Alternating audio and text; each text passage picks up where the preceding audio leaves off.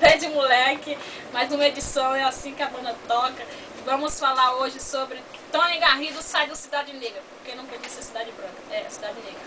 Vamos entrevistar ele, pessoalmente. Um fã. Um fã dele louco. Vamos entrevistar agora.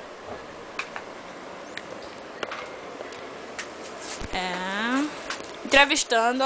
Boa noite, senhoras e senhores. Aqui é o repórter Marcos. E vou entrevistar aqui hoje um fã lunático do Cidade Negra. E que vamos perguntar qual. Boa noite. Qual é a sua opinião sobre a saída do Tony Garrido do Cidade Negra? Você acha que vai fazer bem ou mal para ele? Em primeiro lugar, boa noite. Isso foi Rio, porque ele é preto. Em segundo, eu adoro essa banda. Em terceiro, não sei o que dizer mais. Mas estou muito triste com a saída dele. Ah, você está muito feliz com a saída dele? Triste. Triste?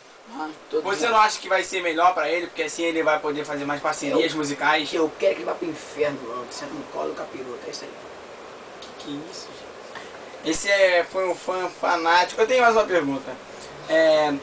Você acha que há a possibilidade do Cidade Negra voltar com o Tony Garrido ou acabou de vez? Acabou de vez. Por que isso? Porque ele é um crioulo desgraçado, miserável.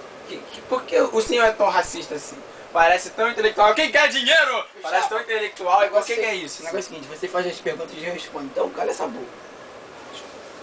E é isso que a vida tem de melhor.